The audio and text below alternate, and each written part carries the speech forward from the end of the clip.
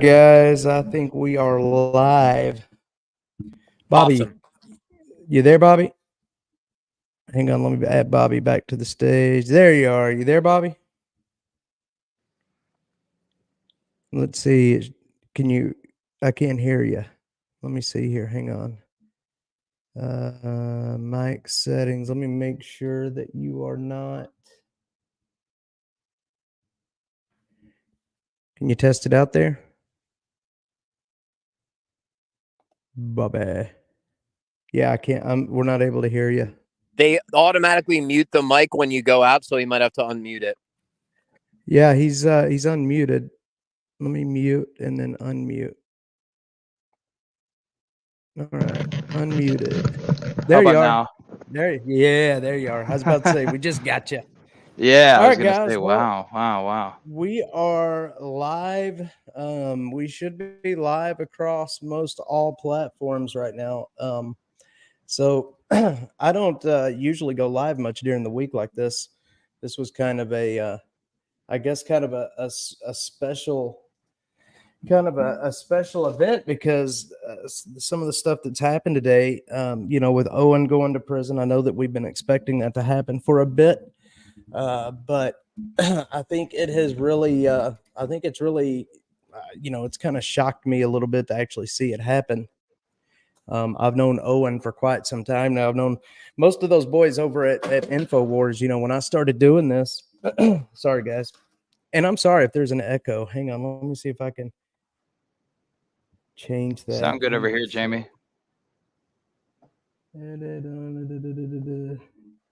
Yeah, so sorry, I had everything set up in Streamlabs and then I couldn't get it to multi-stream. Um, so anyway, what I was saying was when I started Dash, I didn't, obviously I was just a nobody. I was a engineer for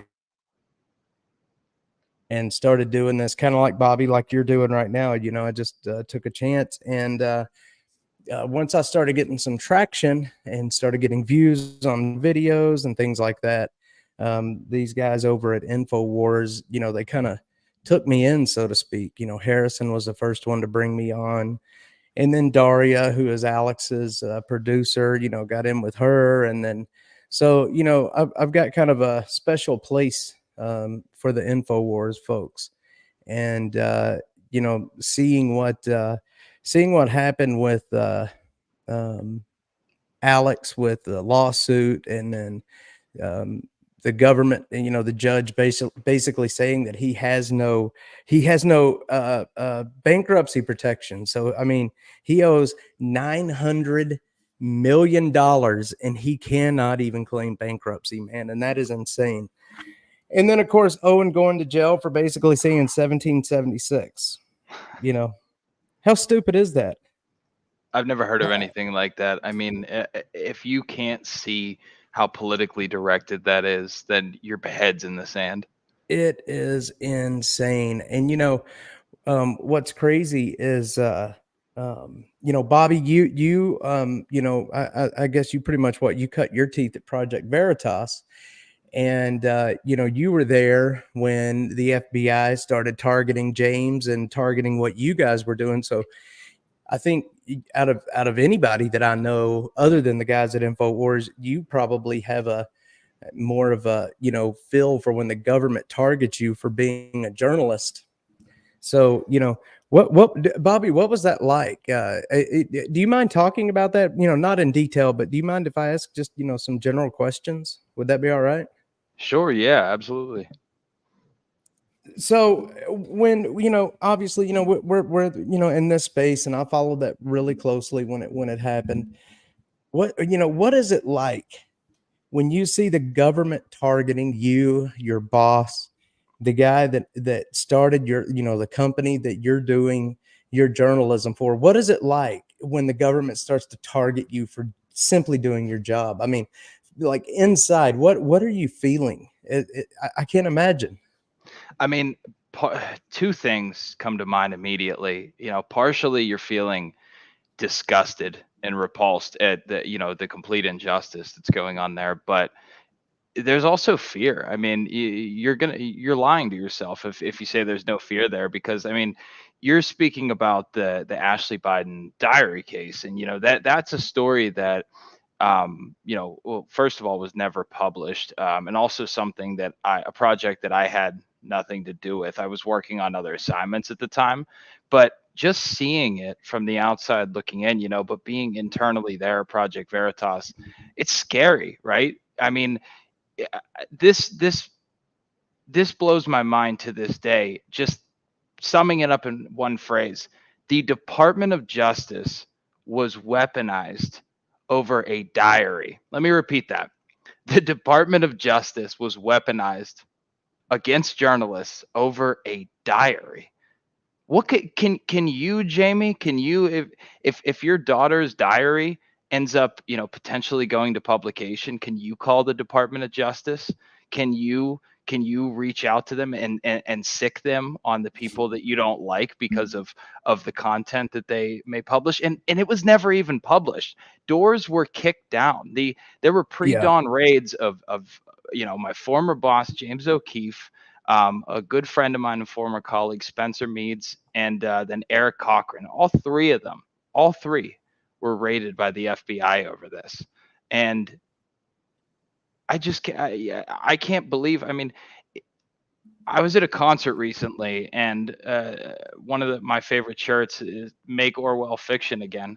It makes me laugh, but it's really what we're living in nowadays. I mean, this is a police state whenever you consider, you know, targeting journalists for something like publishing a diary or something like that, going as far as kicking their doors in. And now something with Owen, where Owen didn't even go into the Capitol. Owen didn't even he didn't do anything besides stand outside with a gaggle of other individuals that weren't arrested, that aren't currently sitting in jail, and he yelled through a bullhorn.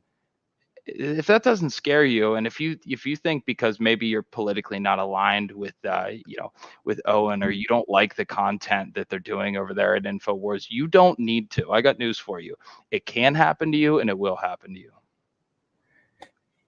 Yeah, and I don't agree with everything that's happened. I do not agree with what Alex said about Sandy Hook and all that. But you know, eh, for one, Owen is not Alex. Okay, I mean that's just that would be like the government coming after let's say you and I were at Dash together, and that would be like me going out and speeding and them coming and giving you a ticket because they got a vendetta against you. But it starts when all you have to do is set a precedent, and this is a precedent. They've set a precedent, so now later on in court, they're going to target other people. They targeted James O'Keefe. Now they're targeting Owen.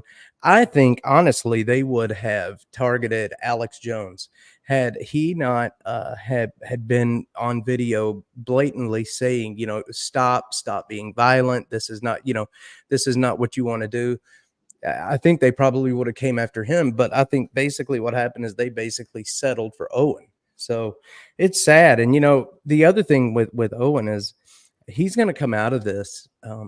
If they wanted to hurt them, I think he's going to come out of this so much stronger and so much more popular than what he went into it.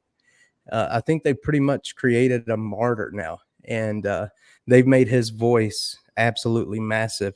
Teddy, I don't want to make you feel left out there. Teddy's on. Bobby, I want you to meet Teddy. Teddy works down here in Austin. Actually, Teddy actually moves around. He's Denver. He's all over the place. But Teddy, just to let you know, this one thing that he found this year. The city council down here in Austin. Just Teddy, to let you know, Bobby is with Eyes on Pittsburgh. He basically is documenting the homelessness and basically the same thing that I'm doing, but he's doing it in Pittsburgh. So Yep, Teddy was I'm looking familiar with his through. work. Yeah. So Teddy was looking through the and I don't know how he found this, but he did. He was looking through the contracts. The city was actually they had opened bids for contracts for companies to come and clean the homeless camps. and they had picked 3 companies to give contracts to. And Teddy, correct me if I'm wrong, but we're talking like what, $7 million contracts, right? I mean, it was 20, a lot. 20, I think. Yeah, maybe 7. Yeah, I think it was item 23, 7 million, maybe. But that was the third one that I busted him on. So The other Teddy ones were found this, 15. brought it to. Yeah, he found it, brought it There's a out, little brought it, delay. got it in front of everybody, and they took it off the council. I mean, they canceled those contracts and took it off the council because one of the companies was actually was ran out of just a kind of a junky looking house with a junked up front yard. And I mean, we're talking like $1 million contracts here to clean homeless camps. So Teddy is covering a lot of stuff in Austin, and he has saved the taxpayers down here a lot of money from his work. So Teddy, 37 million. 37 million. That's a lot of money. Well, Teddy, I wanted to get your I wanted to get your thoughts and your opinion on what's happening with Owen Schroyer and them throwing him in jail for basically speech. What are your thoughts on that? Yeah. First of all, Jamie, thanks for having me on the show. And Yeah, Bobby, sure. both of you guys are inspirations of mine. Seriously, what you're doing, and from a macro perspective, just shows what one person with a camera and a computer can do. And everyone has to realize this is something that every concerned citizen can do, and everyone needs to recognize total void in the marketplace for news, because we don't have journalism in America right now. We have politically biased operatives who are cheerleaders. They're not the Woodward and Bernstein of old. So as far as the Owen situation, gentlemen, I think we can make a very compelling argument that no one saved more lives during COVID than Alex Jones and InfoWars. They had on Dr. Robert Malone. They had Edward Dowd. They had all kinds of doctors shouting warnings about the vaccines. And what's the famous meme? They don't call them conspiracy theories. They call them spoiler alerts. And when you look, Harrison Hill Smith, 5th generation Texan, Owen Schroyer, all these guys have gotten branded as conspiracy theorists with a nefarious evil agenda, when in fact, if you just put your bias to the side and watch Harrison Hill Smith, you'll be like, this is the smartest person that I've heard speak about current events or world events in 2023. So the fact that they're asking questions and trying to expose the people who do have a nefarious evil agenda, and they're getting accused of having some sort of conspiracy-minded agenda to sell supplements, I guess. It just really is like Saul Alinsky's Rules for Radicals playbook: accuse your enemy of that which you are guilty of. From the election. Teddy? I think we lost Teddy. Did we lose him? Teddy, are you there? I don't see him in the stream Let's here. see. Well, he's probably getting back on. I don't see him either. Teddy, can you hear me? Goodness. Okay, well, I'll tell you what.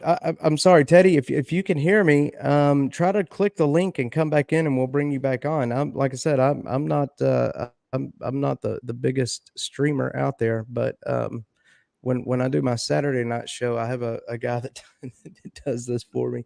So anyway, Bobby, the main reason that I think that you and I were going to come on tonight and talk was because of your work in Pittsburgh. The work that you're doing up there, man. I mean, you just got started basically, right? I mean, and you are tearing it up. You already have the city of Pittsburgh responding to you. I mean, they're already responding to you, and that is great. So what's going on up in Pittsburgh, man? Yeah, man, it's getting pretty bad, and I got tired of seeing it, right? It was a little idea I had, and just for anybody watching, this is obviously your live stream, Jamie. But anybody watching is obviously a fan of the Dash. I want to let them know what I've told you already is that I've modeled what I do very much after what you do because it works, and I see the results you get, and I see the virality behind this content, which is how I you get appreciate that. change. So thank you for what you Yeah. do too. You do phenomenal Yeah. work, and I'm glad I can kind of be doing sort of the same thing over here. But yeah, I mean, this is what it takes, right? I think you and I have both seen that this is what it takes to make some noise and get some eyes on Mhm. on what's going on in the city, and get responses from the city. The homeless encampment that I filmed, this is the second video that I did. The one was under the underpass, and graffiti everywhere, bikes and I called it Pittsburgh's Portland, right? Right. That video, that encampment specifically, had been there since 2011, and just 3 days Wow. after I published the video, it got fully cleaned up. I posted it on my account. It completely got fully That's cleaned so up, awesome.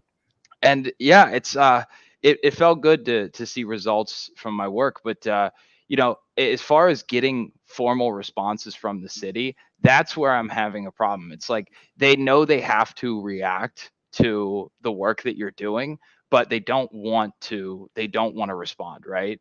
Looks like Right. Teddy's back here. Yeah, I'm looking at I'm trying to add him right now.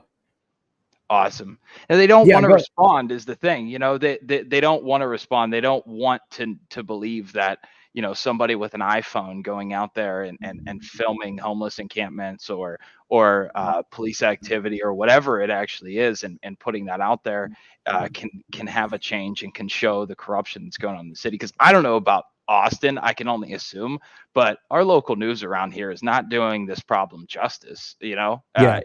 They're not showing the stuff that I'm showing, and it's right in front of their faces. Actually, I have to make this point, and this is still blowing my mind. There was a walkthrough, a tour with Mayor Ed Gainey of Pittsburgh, and the local news KDKA actually took him through. And in their video, they had the nerve to say, they had the humility to say in this video that the mayor did not permit us to go to this specific, right in front of their face. I filmed this area. The mayor did not permit us to do our walkthrough through this area. And then they moved on. Then they just Yeah. moved completely on. And it's like the journalist in me is going, as soon as I hear we're not permitted to the area, I'm going, why? Why can't we go to that area? What are you hiding? Yep. Why is that not the story right there? And the video ends with, well, the mayor says it's doing great. It's not. It's not doing Yeah. great.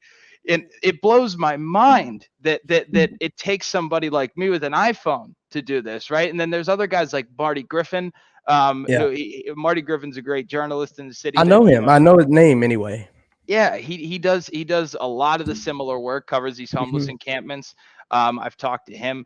He's a really stand-up guy, and he cares about the city. He cares about this issue and many others. But why does it take guys like us doing live streams or doing little videos on Twitter and stuff like that to actually get change? Why doesn't the local news that has the platform, that has the power, and has the connections to sources, to the city officials and everything, why are they doing PR for the mayor rather than actually doing hard-hitting journalism? They labeled it as tough questions in this video, and I can assure you that your average person's not going to see these as tough questions. So I definitely got a chuckle out of that.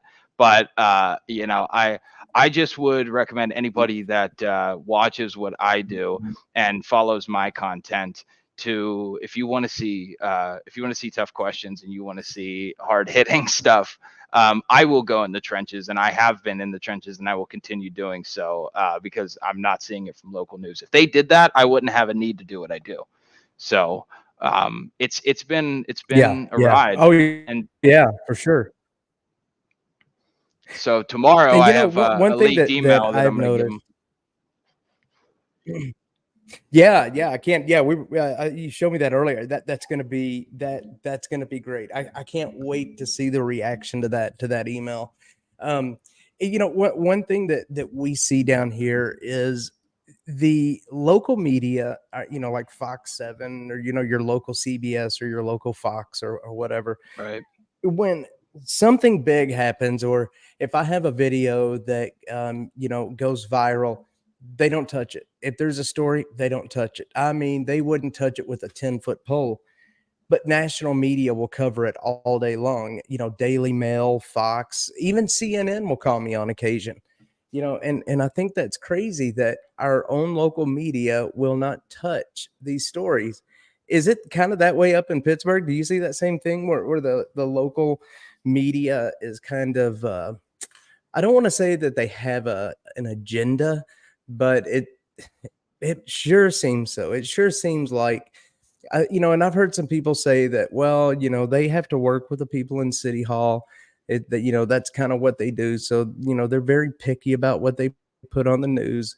But, I'm not a journalist. I know that's just not me. And I don't know what journalistic ethics are and things like that. But if you're doing something like that, that kind of seems unethical in a way. But I guess that's just the way it goes. And, but the work that you're doing, the work that we're doing down here, I think it shows you're having success. We're having success here. If we went to and you and I have been having conversations, about moving into other cities, kind of recruiting, folks in other places. I have a couple of guys in Dallas already that I'm working with. I think the proof of concept, like you were saying, I think we've got a good proof of concept. You're up in the north, I'm down in the south, two very geographically different areas, and this model works. What we're doing works. So I don't know about you, but I think if we had some stuff, groups out in like San Francisco, and there are some people in San Francisco. Don't get me wrong. There's some good guys out in San Francisco that are doing. They're not really doing this kind of work, but they are out and they are truth tellers. They are truth seekers. But yeah, I think if we could get some folks in these other cities to send us some messages and let us start trying to get them going. I think we could have a big impact on homelessness across the United States. So let me ask I you, agree. the policy here in Austin when it comes to homelessness, the way the city goes about homelessness or goes about treating homelessness, they have what's called housing first. Do y'all have pretty much that? Do y'all have a housing first philosophy in Pittsburgh? I'm unaware. What is housing first?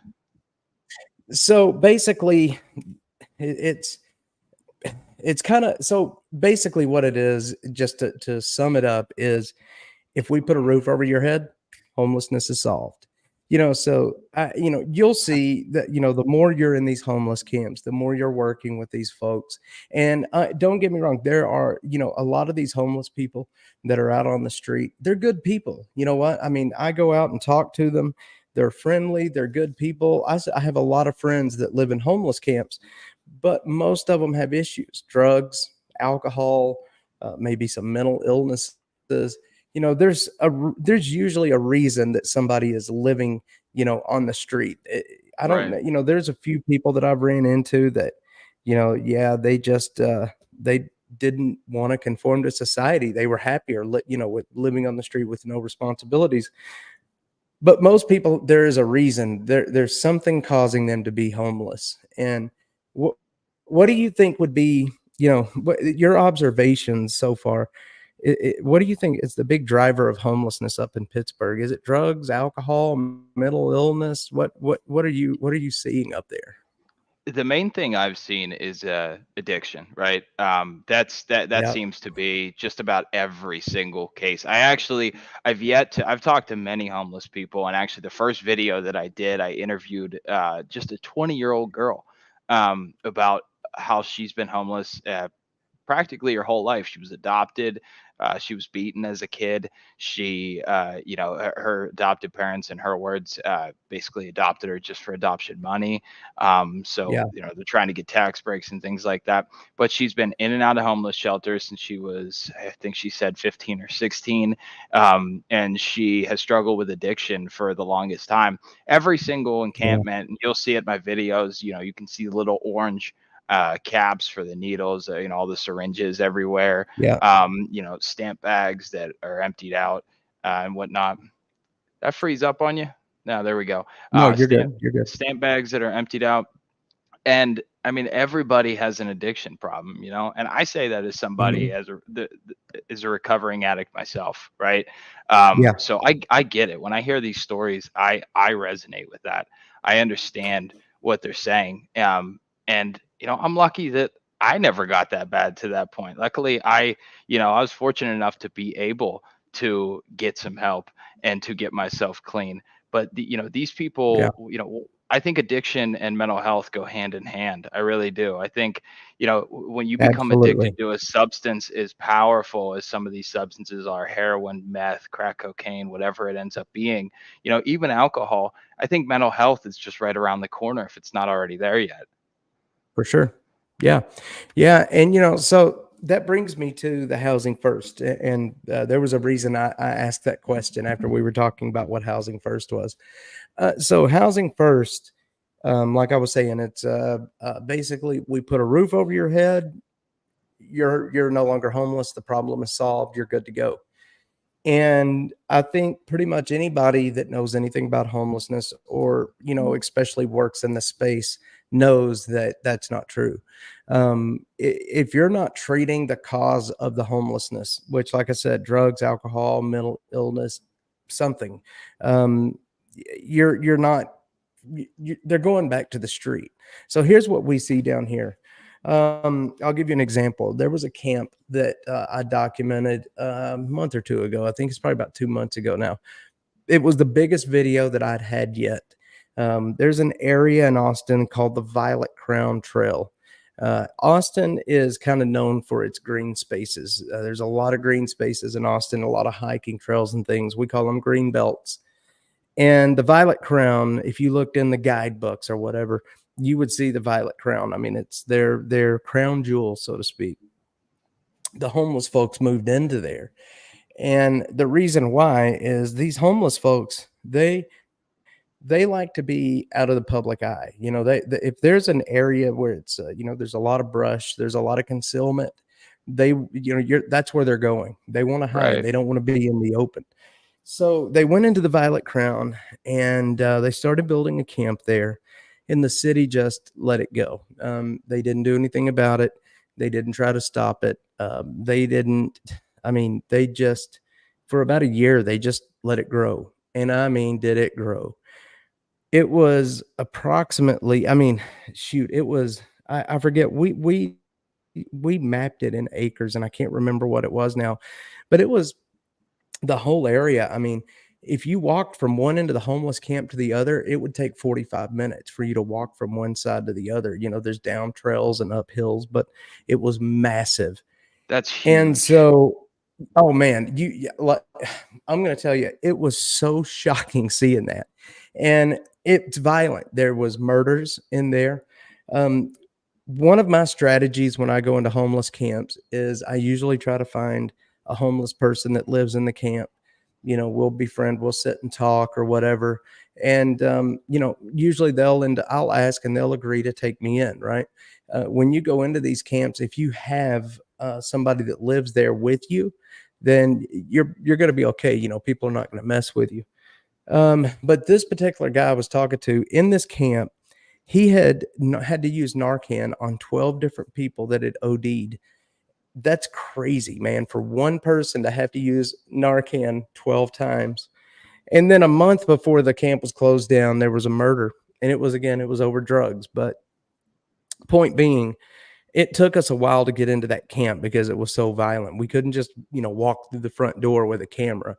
So one morning, we were really wanting to get video of it. And so one morning, me and the guy that was working for me, we decided we were going to go early in the morning, about 8, and we hiked forever. We started on one end of the trail. We ended up hiking. I mean, it took us an hour and a half to hike there. And so I had a body cam. I turned my cameras on. I had 3 cameras going. And we basically just walked in the back door and just walked right through. I had a camera going this way, a camera going this way, and a Yep. camera going out front, and just walked through just as quick as we could. That video, I posted it within an hour. I mean, it was going nuts.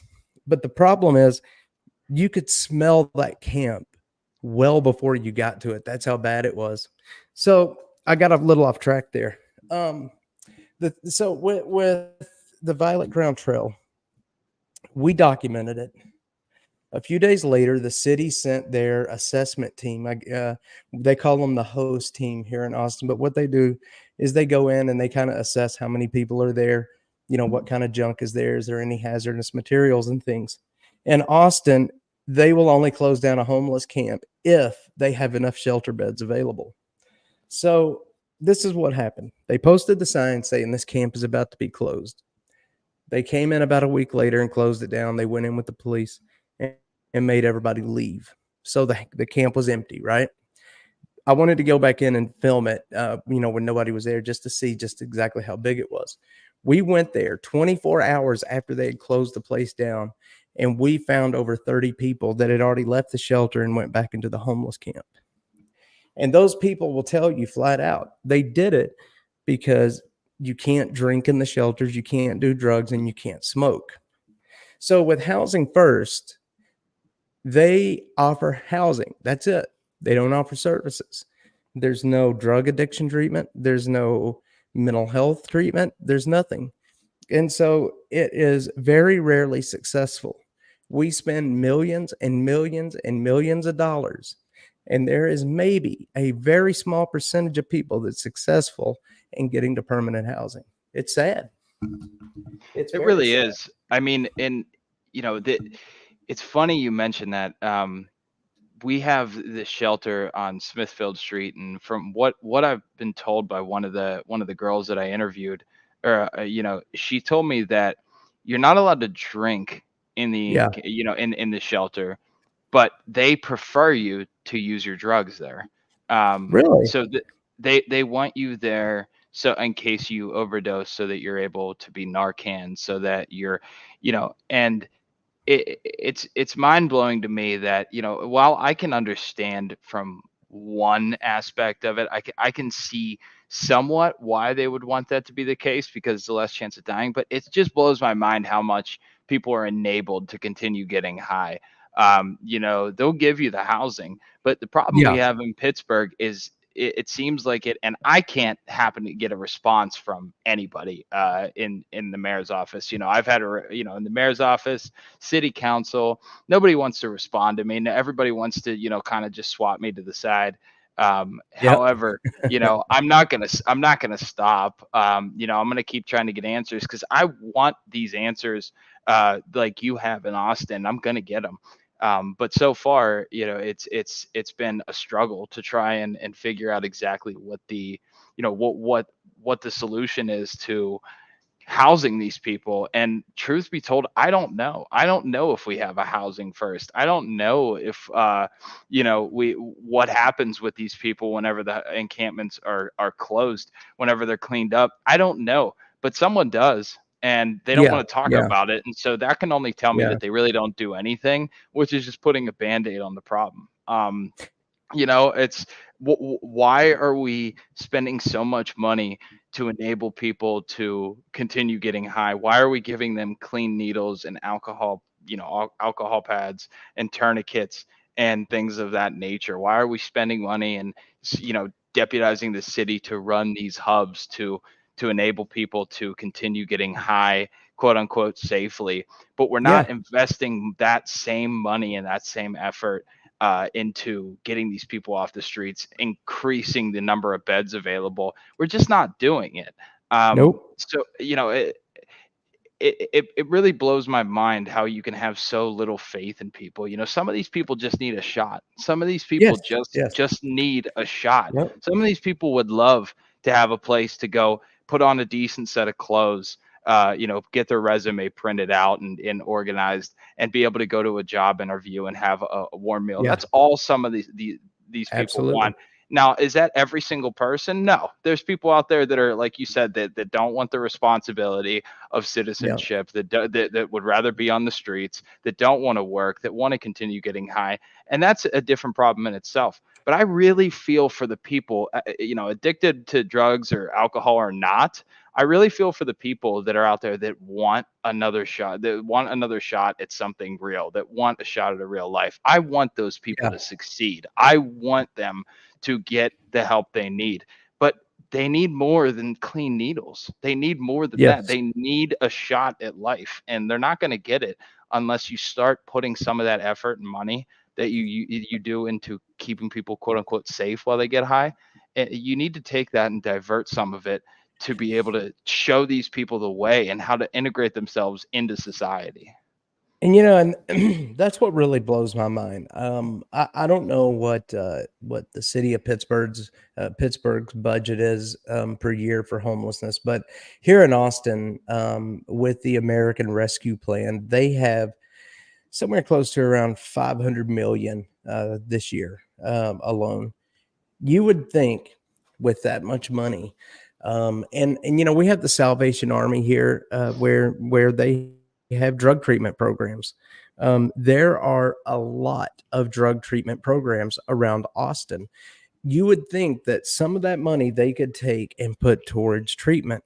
There are some of these people. The Williamson Creek Greenbelt here in Austin. It's one of the more well-known green belts, and they have there's a homeless camp there.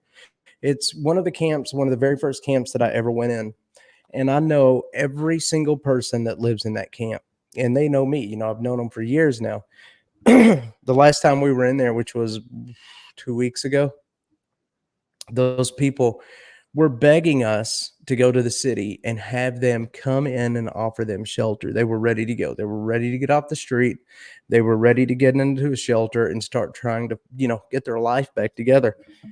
So I send some messages in, and guess what? Nothing. Not a thing. These guys are ready to go. They need help. They're begging for help and can't get it. That's a huge problem. You're a recovering addict, right? Right. I had my issues, when I was younger with drugs and alcohol. I think a lot of people do. When you have an issue with substance abuse, in my experience, when you are ready to stop, when you're ready to just throw it down, and you make up your mind, like, look, it's over, it's done.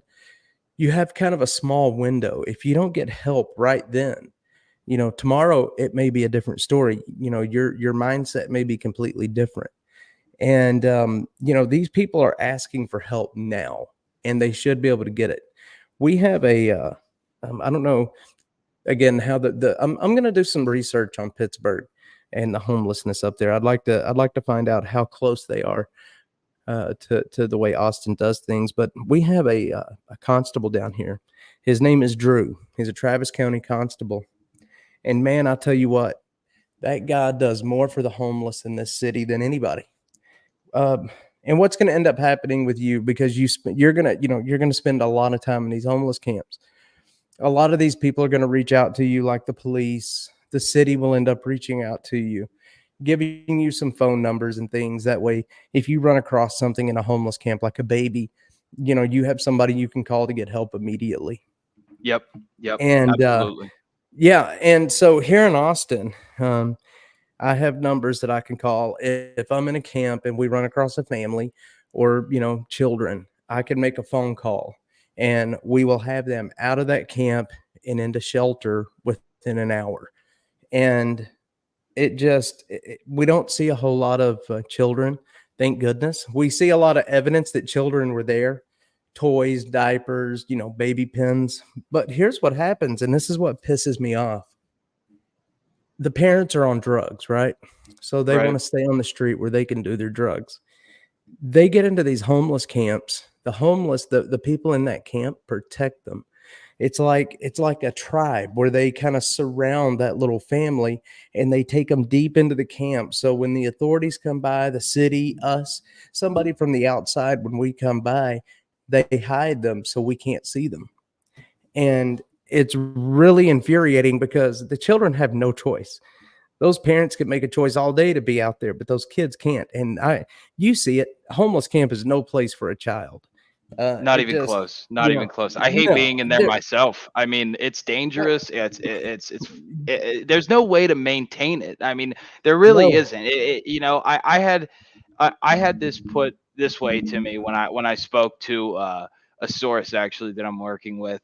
He goes in and he does some work himself in the encampments, and Mhm. him and I were talking, and the way he put it, he said, listen, these just aren't manageable. These encampments, it's not manageable to live in an encampment. He said, think about it. Yep. If you didn't have the garbage man pick up your garbage every Monday, every Tuesday, whatever day is garbage day for you, if you didn't have that happen, what would your place look like? What would your area look like? And he's right. Yeah. I mean, there's no way to really get rid of this. So someone else has to do something about it. And people go, well, what do you think the answer is? Listen, I'm a journalist. I don't have the answers here. I just can document what I see and what the problems are. I'm not, if I wanted to be a politician, I would have done that. But I certainly don't. I just see that there's a problem, and he's 100% right when he says this is unmanageable. What are you supposed to do with bags of garbage? What are you supposed to do with things like uncontained needles and whatnot? I mean, they're gonna be in the area, so myself, I know I'm careful, and I trust that you're careful and safe in these environments as well. But they can be Oh hostile. yeah, They can be hostile in many for sure. ways that don't include other people. Being necessarily aggressive towards you. It can be hostile and unforgiving, and often is. Even in the lack of aggressive individuals.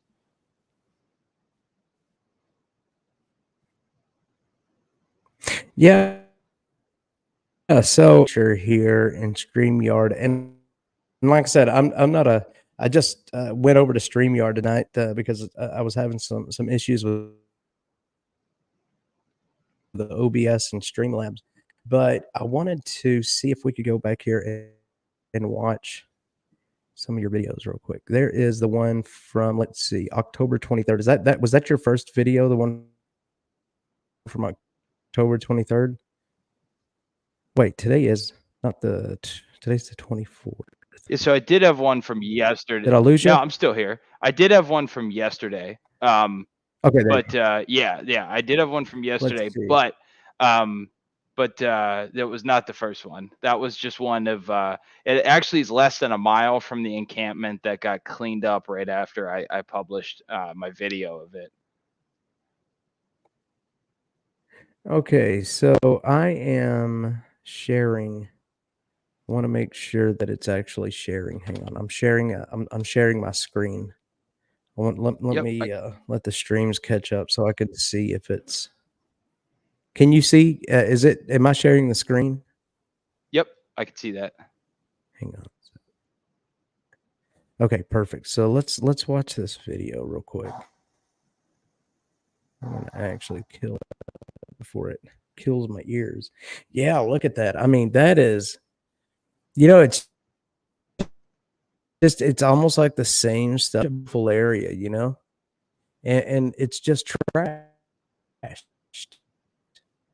Everywhere. Nature trashed. And I don't know if you have these same issues, but down here in Austin, we have environments that yell to the rooftops over things. But when we start posting this kind of stuff, showing that the environment is being completely destroyed, you can't get a word out of them. And I mean, this is look at there you go. There's the needles. Yeah, everywhere. Yep. Yeah, we have the same thing. When I very first started doing this, I used to carry a sharps container with me. Yeah, Look I at mean that. they're So let me absolutely ask you: everywhere. have you had any issues with? Oh, I'm sorry. Go Issue ahead. I guess there's a little bit of a lag, isn't there? No, it's all good. No, I was just saying, if you don't find needles, you will find the little orange caps that are indicative of needles being around. So, I mean, you can't find one tent that you won't find at least those little orange caps. But have I had any issues with what? What were you asking? Yeah. Have you had any issues? So whenever I first started doing this, I went out alone, and did pretty much everything alone. I had just a phone and, some a microphone, and that's what I did. I just went out and recorded.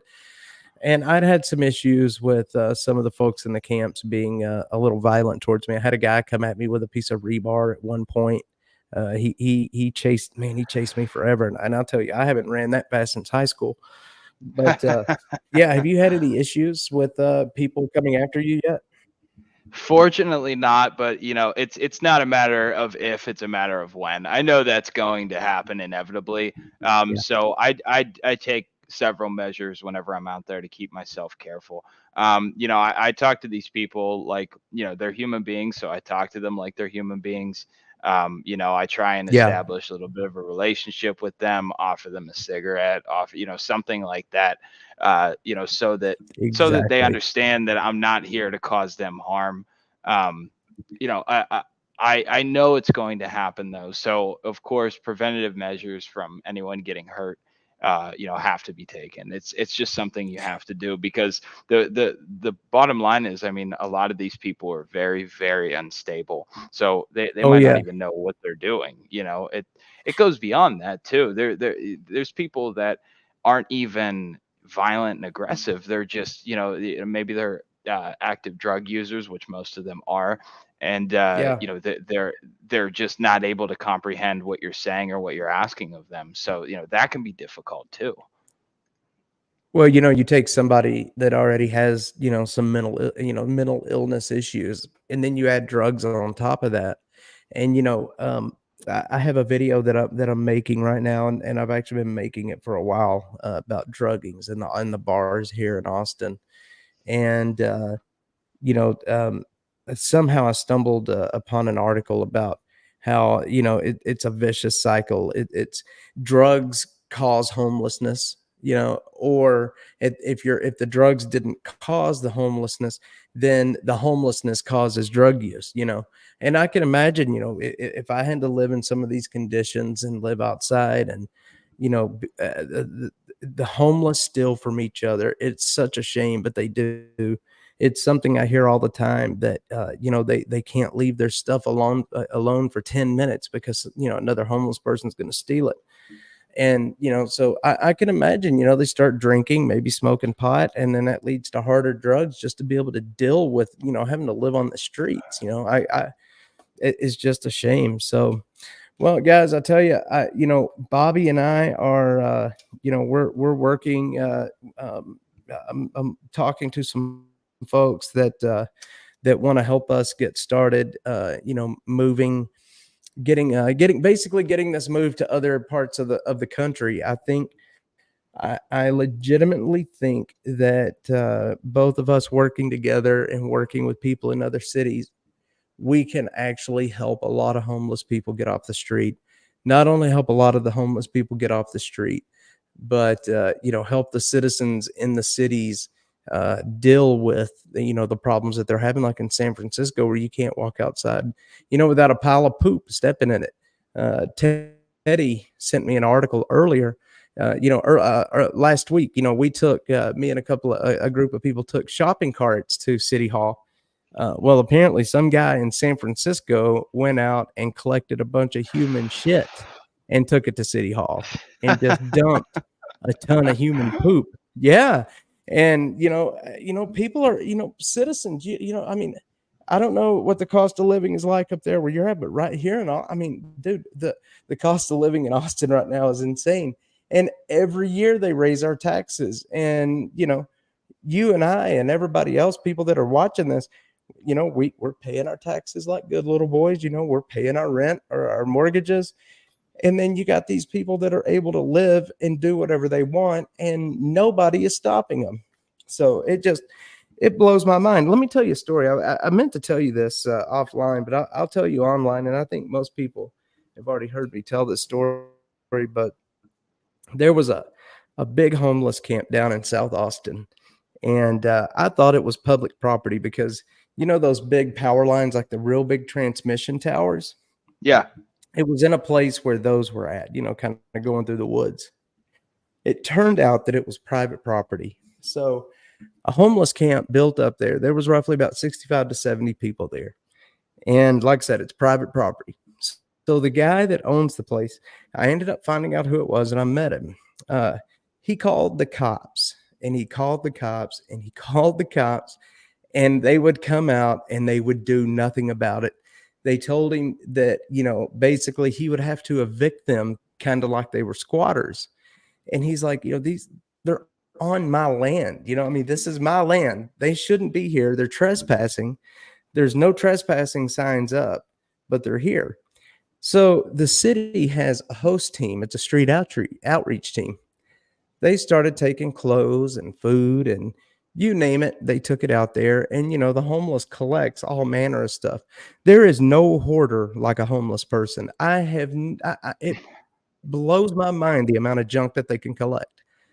But they ended up just completely filling this guy's land full of stuff. And the camp got so big. You know how these homeless camps are? They usually grow off the road or back where they're, out of sight, where people can't see them. This camp grew so big, it grew out towards the road and everybody could see it. Well, finally, the cops ended up coming in and making everybody leave, right? But when they left, they just left all their junk there, all their shopping carts and everything, just left it there. Well, about a week later, 2 weeks later, the code enforcement people in Austin started coming and giving him tickets because his land was junked up with all the homeless stuff that they had left. So the city brought the shit. The city let them stay there. The city brought the junk to them. Then once the city made them leave, they started fining him because he had the stuff that they brought on his land. So Christina, I don't know if she's watching. She just messaged me a second ago. Christina Rary. She was with me that day that this guy was out there cleaning his land. It cost him $17,000 to clean what the homeless did to his property. $17,000 to clean it. Wow. I mean, talk about getting shafted. Man. He got shafted. Now here's the weird part, and this is kind of where the shopping cart idea came from last week. There was about 60 shopping carts on his property and everything from Target to Walmart. And you know how it is. And he piled them up, he stacked them up right there at the front and he started calling the stores. He's like, hey, I've got your carts. Tell me where to bring them. I'll bring them back to you. They don't want them. Once they leave that, the shopping area or the parking lot, they don't want them anymore. They told him keep them. So he's like, so what am I supposed to do with them? So he tries to take them to a scrapyard. Well, the scrapyard won't take them because they obviously belong to somebody else. They're still sitting on his property a year later. They're still sitting there. I kid you not. I was just driving by there today and they're still sitting there. You just blew my mind there. I mean, what do you do? What do you do? Like what? I mean, I don't know. This poor guy. $17,000. Let me tell you. When Christina and I pulled up on his land, because we thought the homeless were still there, right? So we pulled up there that day that he was cleaning. That man was so mad that he came at Christina and I like we were there. See, he thought at first we were there to kind of, to help the homeless people. He didn't know that, what we did. Dude, this guy was so irate. He was filming us. He blocked us in and wouldn't let us leave. He was threatening us. He was just, I was a little scared, because it's just, the guy was so angry. And then once I was finally able to explain, like, what we did, he was fine. He started talking to us. And while we were there, the host team came out there. The people that brought all that shit, they showed up while we were there. And I've got this on film. They showed up and man, you want to talk about a man lose his shit. This guy lost it so hard when the city pulled back up. And man, I just tell you, it's just so sad to see the way some people get treated and the homeless get treated. They get treated a lot better than you and I do in a lot of cases. And they really do. They really do. It's they get a lot more attention. It's sad. Well, that's the thing. They Yeah, you they know, get a lot more attention, but is it the attention that they really need and that they really want to have? That's my question. Because it'd be one thing. There'd be an argument to be made if it's like they're getting attention in a positive way to help them reintegrate into society, but they're getting attention in ways that just further degenerate yeah, society. And just like you told me here, I mean, it's it's pathetic. You're enabling these people to continue being the way that they are, but only worse. yeah, yeah, and enabling the drug use, and we have those Narcan. I don't know if y'all have them, but we have Narcan vending machines down here. There's a couple of them around where you can walk up and just get your Narcan. And but you know what? But I'm going to tell you one more quick story before we end this. Uh, and this is quite funny because it involves a city councilman. We have a councilman down here we call Zoe. I forget, I can't actually say his whole name. It's one of those names it's hard to say, but so he goes by Zoe. When he was running for council, he got elected in November of last year, so almost a year ago. When he was running for council, he gave away hundreds of these big propane bottles, right? The big propane bottles for grills. Oh He man, I can gave write the end away, of this already. oh my God, he gave away so many of these propane tanks. I mean, he ran a little kind of like a fundraiser thing for people to drop these propane tanks off. So he gave away hundreds and hundreds of these propane tanks with grills to the homeless. Down here in South Texas, we have a bit of an issue with wildfires, especially Yeah. during the summer. This year, we didn't get a drop of rain in like 2.5 months. It was so dry and so hot. So we had fires everywhere. I mean, fires everywhere. So, and they were coming from the homeless camps. So every time a fire would happen, they would go in and sure as shit, there's a homeless there's a propane tank that's blown up. So the city, it got so bad with the fires in the homeless camp. The city went and spent $300,000 to buy fire extinguishers to hand out to the homeless people. So you have Zoe, propane Zoe is what we call him. You have propane Zoe handing out the propane tanks that's setting the green belts on fire, and then you have the city spending $300,000 to buy fire extinguishers to put the fire out that the propane that the city councilman gave out caused. How stupid is Wow. that? So I was working with a Wow. group here in Austin called Save Austin Now, and we were contemplating actually suing the city of Austin and forcing them to go into the homeless camps to retrieve all of those propane tanks. Not for any reason, but basically just to poke at them. You know what I mean? Just to cause them trouble.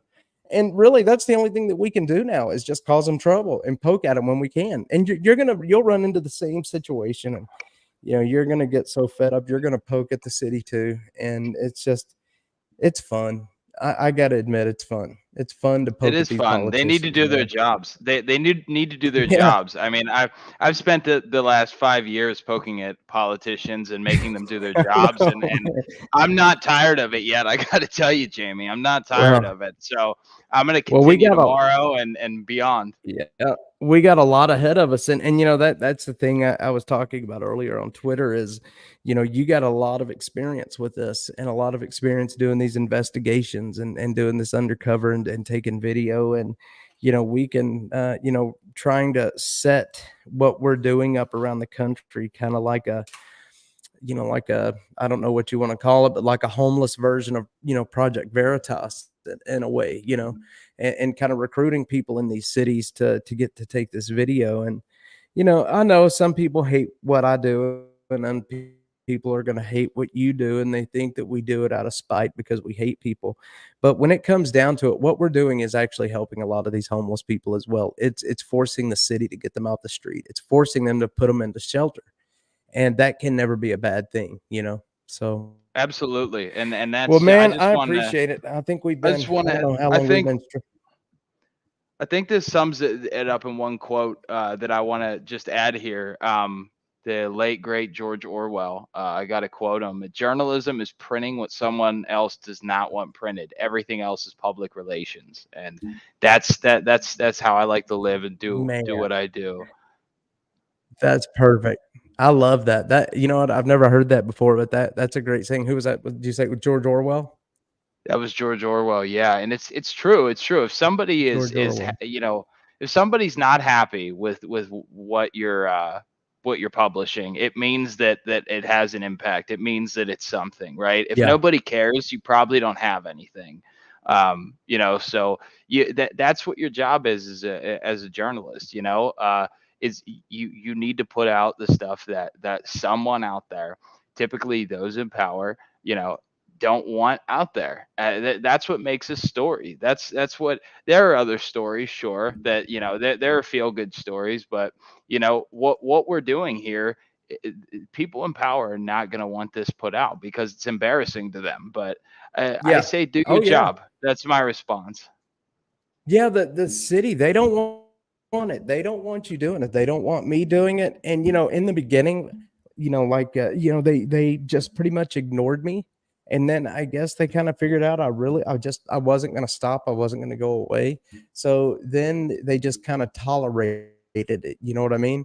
And Right. now that I've been around a while, I have contacts in the city. We have meetings, and I'm actually working right now with the homeless strategy division to set up uh, uh, uh, a community cleanup where they send their teams in to clean the homeless camps, but they're never actually completely cleaned. You know what I mean? There's always little bits and pieces left over. So my company Dash, we're gonna have volunteers that's gonna go in behind the city and kind of finish cleaning up the little bits and pieces. And yeah, so that I'm organizing that with the city. So that, I mean, I think that's a step in the right direction of kind of having normalized relations with them.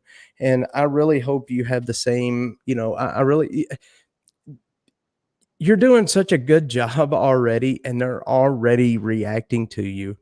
That Yeah, man. I mean, they're reacting to you quick, and it's amazing what you're doing up there already. So in such a short time, and you know what? You'll never make me believe that and that camp they had it on the scheduler, or they were already going to clean it before you put that video out, because that's bull.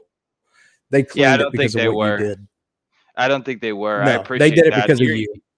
And you're doing the same thing down there, man. I really would like to do the same thing. I just had a girl right before we did this stream. I had a lady. She messaged me on Instagram actually, and she said, hey, I love the work you're doing. Would you be able to give me some guidance on giving some clothes and food and stuff like that to some of Yeah.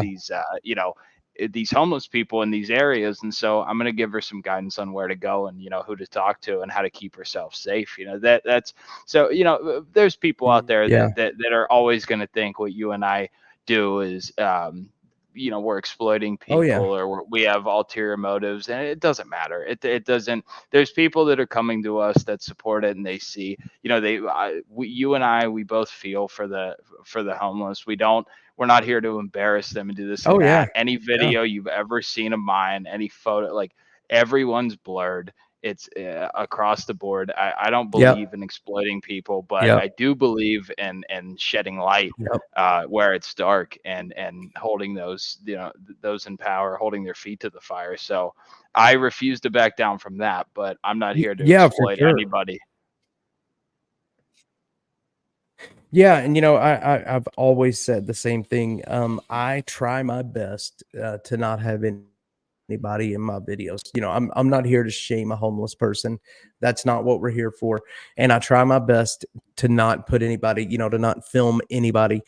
But if sometimes it's not possible, but I do too. I blur them out, or I just do not release that part of the video. I'll cut it out. But yeah, and just gosh, yeah, keep it up there, man. You're doing amazing work right now, and Thank you. gosh, you're gonna have, you're already having such success that it's just I wouldn't be surprised. You're gonna have some sponsors. It's gonna start reaching out to you. It's gonna be great, and to kind of help you out. A lot of people I was explaining this just a few days ago.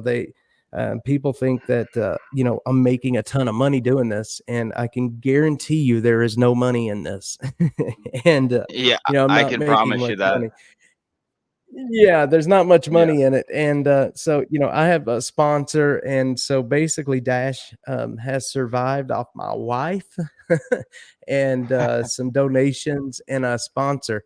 And then, of course, I have the show that I do on Saturday nights. And then, I have some videos and things I'm doing with like Rich Bundy. That those videos do make money. But though, and I wanted people to know that, I make that content not because I don't like Dash or doing this, but I have to make that content to keep Dash running. I mean, you've got to have a way to fund this. There's not much money in it. You're not going to get much ad revenue off of a video of a homeless camp. So, well, Bobby, I appreciate it, man. And thanks for coming out here and talking to me tonight. I know it was short notice that I asked you to come on, but yeah, I just wanted to kind of come on and have a chat. We need to do this more and, talk Yeah, about some let's do things it. and watch some videos together. Hey, thanks for having me All right, on, man. Jamie. Well, I'll talk to you. Yeah, dude. Anytime, man. Anytime you want to do, if you want, you want to go live or whatever, just holler at me. I'm always around. We can go live and talk about whatever you want to talk about. Let's do it, man. All right, Hey, buddy. keep We'll it up talk to you down soon. there. All right. Take care. See ya.